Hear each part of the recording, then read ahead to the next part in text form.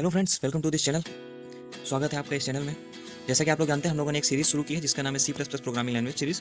अगर आप लोगों ने अभी तक इस सी प्लस प्लस की सीरीज़ को एक्सेस नहीं किया है तो यहाँ पर जाके बुकमार्क करके इस सीरीज़ को एक्सेस कर लें और स्टार्ट करें सी प्लस प्लस की कोडिंग। अगर आप लोगों ने अभी तक इस वीडियो को नहीं देखा है तो आई बटन पर लिंक आ रहा होगा, पहले जाके इस प्लेलिस्ट को एक्सेस करें और सारी वीडियोस को लाइन वाइज लाइन देखें। अगर आप इस चैनल में नए होंगे तो प्लीज़ सब्सक्राइब कर दीजिएगा, लाइक कर दीजिएगा, शेयर कर दीजिएगा और प्यारा सा कमेंट करके बताएगा कि वीडियो में क्या है, कैसे, क्या हुआ, सब चीज़ okay.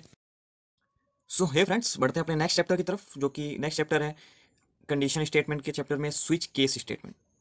Switch case statement, what is switch case? Switch case statement एक कंडीशन स्टेटमेंट के अंदर आता है जो कि डिसीजन मेकिंग में काम करता है बेसिकली। स्विच केस का मतलब क्या होता है? मान लो हमारे पास बहुत सारी चीज़ें हैं, जैसे ए, बी, सी और डी नाम की बहुत सारी चीज़ें हैं, ठीक है। बट हमें चाहिए इनमें से कोई एक। क्या हमें चाहिए? ए बी सी डी में से कोई एक। उसमें से जो हमको कोई एक ही निकालना होता है, या फिर यह बोल दिया जाए कि भैया हमको बी वाला ही चाहिए, हमको ना ए ना सी ना डी कोई नहीं चाहिए, हमको ओनली बी ही चाहिए। तब हम वहाँ पर यूज़ करते हैं स्विच केस स्टेटमेंट का। यहाँ पर स्विच केस में बहुत सारी चीज़ें यूज़ होती हैं, जैसे मैं बता देता हूँ आपको। यहाँ पर यूज़ होती है ब्रेक कंडीशन। क्या यूज़ होगा? ब्रेक। ब्रेक का मतलब होता है, अगर मैंने कोई एक लाइन लिखी है कि मान लो मेरा राज सिंह, क्या I am Raj Singh, okay. अब ये लाइन मैंने लिखी है और इसके ऊपर भी ये लिखी है स्विच केस। ये एक मान लो ये दो लाइनें हैं।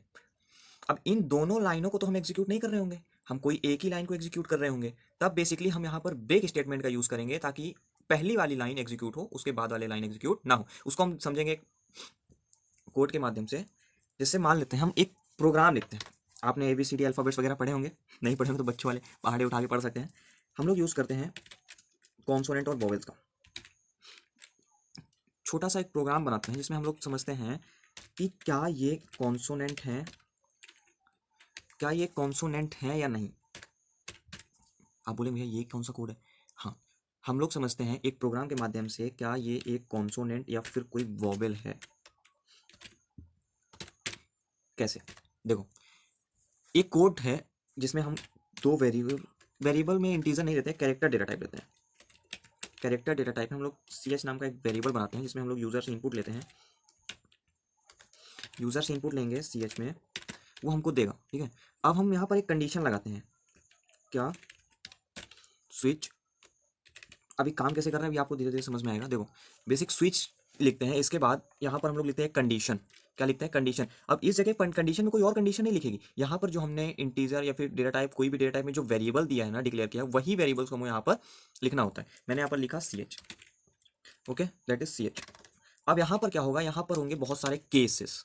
जैसे तुम समझ रहे हो, एक घर में अगर आप देखा होगा, आप लाइट का बोर्ड देखते हैं जिसमें बहुत सारी स्विच होती हैं और बहुत सारे केसेस होते हैं कि भैया इस स्विच की ये वाली केस है, अगर मेरे को फैन चलाना है तो ये वाली बटन दबानी है, और अगर मेरे को टीवी चलाना है तो ये वाली बटन दबानी है। यहाँ पर भी बेसिक वही काम होता है। स्विच काम करता है बोर्ड के तरीके से, और केस होता है उस इंडिविजुअल वर्क को करने के लिए। देखो, जैसे मैंने यहाँ पर लिखा केस।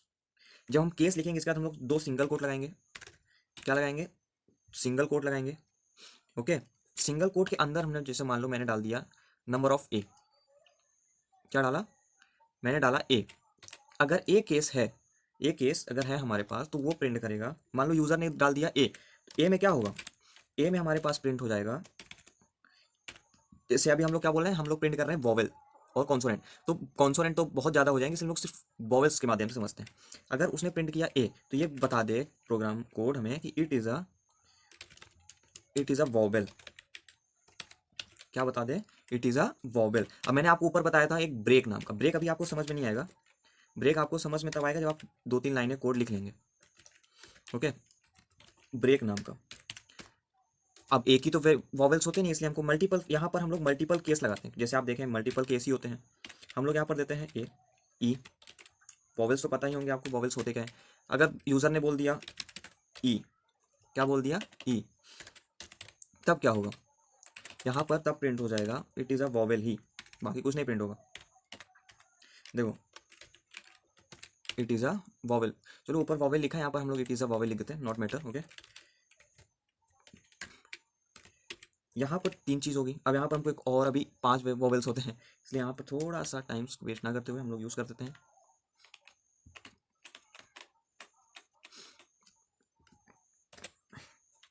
जैसे ए दिया, फिर हमने ई दिया, अब इसके बाद हमको एक और देना पड़ेगा जिसमें हम लोग करते हैं एक और देते हैं, ए ई के बाद आई होगा आपका, इसके बाद हम एक और लिखते हैं ओ, इसके बाद हमको एक और लिखना पड़ेगा जिसमें हम लोग केस में डाल देते हैं यू। ठीक है, अब देखो होता क्या यहाँ पर हो क्या रहा है बेसिकली इस जगह पर हमको ये समझना है। ओके, सो हमने यहाँ पर 5 केस बना लिए, इसमें ए ई आई ओ और यू नाम के हमने केस बनाए हैं। अब इस केस को हम पहले सबसे पहले रन करके चेक कर लेते हैं कि होता क्या है। मान लेते हैं जैसे ही कंपाइल एंड रन हो गया, मान लो यूजर ने दिया यू, इनपुट में यू दिया, तो यू एक क्या है, यू एक वॉवेल, जैसे आप जानते हैं वॉवेल्स क्या होते हैं, वॉवेल्स होते हैं ए आई ओ यू। ठीक है, 5 वॉवेल्स होते हैं मेनली। अगर यूजर ने ए ई आई ओ यू के बीच में दिया कोई भी इनपुट में, तो वो प्रिंट करता है वॉवेल। बट अगर मान लो यहाँ पर अगर यूजर हमको इनपुट में दे देता है कोई भी वॉवेल के अदर में, जैसे मान लो जी इनपुट दे दिया, तो क्या हो गया, तब क्या होगा, तब तो कुछ प्रिंट नहीं हो रहा है। यहाँ पर काम करते हैं इफ एल्स, अगर आप मैंने बताया पिछली वीडियो में ही कि अगर कोई वैल्यू ट्रू नहीं होती है उसके बाद कौन सी वैल्यू आती है, फॉल्स वैल्यू, यानी कि एल्स वैल्यू। यहाँ पर भी एक सिंबल होता है जिसका नाम है डिफॉल्ट। क्या आता है, यहाँ पर यूज होगा डिफॉल्ट। ओके, मेनली डिफॉल्ट क्या काम करता है, डिफॉल्ट काम करेगा as a false, as a else value. यहाँ पर हमको प्रिंट हो जाएगा कि कॉन्सोनेंट्स, क्या प्रिंट होगा, क्या प्रिंट होगा, इट इज अ कॉन्सोनेंट। कैसे, अब देखो इट इज अ कॉन्सोनेंट कैसे प्रिंट होगा, जैसे हम जानते हैं, जैसा कि आप लोग समझ रहे हैं कि ए आई यू होते हैं, यहाँ पर एक एरर आ रहा है, क्यों, क्योंकि हमने डिफॉल्ट के बाद आप टर्मिनेटर नहीं लगाएंगे, आप ये सिंबल यूज करेंगे। ओके, डिफॉल्ट के बाद आप टर्मिनेटर नहीं लगाएंगे, आप बेसिकली केस के बाद कोई भी टर्मिनेटर वाला यूज साइन नहीं करेंगे। जैसे मान लो अगर यूजर ने दिया आई, तो वो हमको इनपुट में दे देगा वॉवेल। बट अगर यूजर ने दे दिया वॉवेल्स के अलावा, ठीक है, जैसे टी दे दो, तो टी में टी क्या है, टी एक कॉन्स्टेंट है, कॉन्सोनेंट। ओके, यहाँ पर इस जगह पर स्विच केस ऐसे काम करता है।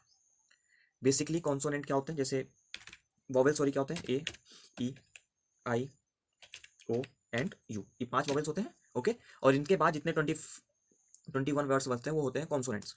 यहाँ पर हमको इस कोड में यही पता करना था क्या कौन सा वैल्यू, कौन सी मतलब कौन सा अल्फाबेट क्या है, क्या वो एक वॉवेल है, क्या वो एक कॉन्सोनेंट है। ओके, सो इस जगह पर स्विच केस ऐसे काम करता है। चलिए एक छोटा सा प्रोग्राम और बनाते हैं जिसमें हम लोग समझते हैं डे को।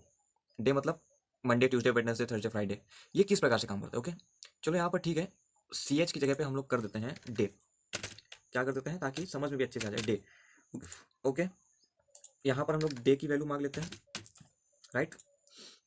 स्विच स्टेटमेंट के अंदर भी हम लोग डे दे देते हैं। ओके, अब मान लो केस ए है, अब यहाँ पर 7 दिन होते हैं, तो हम केस ए बी सी ना देके हम लोग देंगे नंबर। क्या देंगे, नंबर देंगे। जैसे ए ई आई ओ यू जहाँ पर हमने दिया है उसको हम लोग नंबर्स में कन्वर्ट करेंगे। और ये कितने नंबर्स है, भी यहाँ पर तो 5 ही नंबर्स हैं। ओके, तो यहाँ पर हम लोग 7 नंबर्स दे देते हैं, जिसमें 5 हो गए, एक और दे देते हैं, इस जगह पर 7वां देते हैं और डन। ओके, अब देखो अगर यूजर यहाँ ये काम कैसे करेगा, वो डे नाम का एक वेरिएबल चला जिसमें यूजर से डेज में उसने वैल्यू मांगी। मान लो अगर उसने प्रिंट आउटपुट इनपुट में उसने दिया 1, तो 1 कौन सा होगा, पहला दिन कौन सा होता है, आप चाहे संडे से मान सकते हैं, या फिर मैं चलो मैंने कर दिया मंडे। क्या किया, पहला day Monday and second is Tuesday. Okay, third is Wednesday. मैं छोटा छोटा ही कर देता हूँ ताकि आपको बस शॉर्ट में समझ में आ सके। Okay, fourth is Thursday. Okay, fifth is Friday. Okay, sixth is Saturday और लास्ट इज संडे। ओके, मैंने लास्ट में क्या किया, मैंने लास्ट में किया संडे। ओके, अब देखो क्या होगा, यहाँ पर अगर 7 दिन, 7 के अलावा अगर वो बोलता है तो भैया हफ्ते में कितने दिन होते हैं, हफ्ते में तो 7 दिन ही होंगे ना, नो डे, कोई डे ही नहीं है। मान लो दिन छुट्टी है ऐसा नहीं होता, छुट्टी के दिन कोई ना कोई तो दिन होता है ना। चलो, जैसे ये हम लोगों ने प्रोग्राम को रन किया। अब देखो इस जगह पर क्या हो रहा है, बेसिक प्रॉब्लम क्या पर होती है पता है, जैसे हमने 1 2 नाम के जो वेरिएबल्स बनाए, बट यहाँ पर एक एरर आ रहा था, छोटा सा एरर आ रहा था, जिसमें इसने बताया कि क्या भैया केस 6 क्या है और केस 7 क्या है। ठीक, अभी बोला केस 6 में हमने तो भैया दिया है ना 6 में, यहाँ पर जैसा मैंने बताया कि आपको टर्मिनेट नहीं करना है, टर्मिनेट वाला साइन नहीं लगाना है, आपको ये सिंबल लगाना है। ठीक है, हर जगह चेक कर लेते हैं, यहाँ पर भी, यहाँ सॉरी नहीं लगा हुआ है। ठीक है, डन। अब प्रोग्राम को इस बार रन करके चेक करते हैं, अगर कोड में एरर नहीं आया तो मज़ा क्या फिर। जैसे मैंने मान लो मैंने दिया 7, तो लास्ट डेट क्या होगा, संडे है। ओके, अगर मान लो मैंने इसमें दिया 5, मैंने इसमें क्या दिया, मैंने इसमें दिया इनपुट में 5, तो कर रहा है फ्राइडे। यहाँ पर हम लोग काम क्या कर रहे हैं, बेसिक काम ये कर रहे हैं कि 7 दिन है। अब 7 दिन में हमें जानना है कि आज कौन सा दिन है, तो ये कैसे पता चलेगा, ये पता चलेगा कि आज कितनी तारीख है, तारीख के हिसाब से आप डाल सकते हैं डे। तो स्विच केस बेसिक काम ये कर रहा है, आपको नंबर ऑफ कोड दे दे रहा है, नंबर ऑफ ब्लॉक कोड दे दे रहा है, उसमें से आपको कोई एक चीज, सिर्फ एक चीज एग्जीक्यूट करवानी है, तब वहां पर हम लोग यूज करते हैं स्विच केस स्टेटमेंट का।